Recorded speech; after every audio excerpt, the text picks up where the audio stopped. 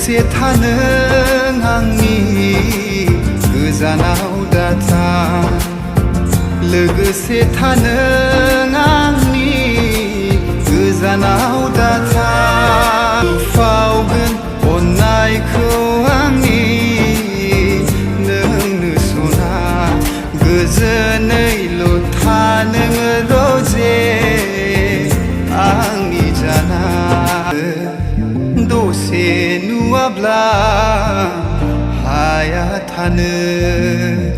बे जिउ मोनसेया नोंनि थाखायल' बिलाइ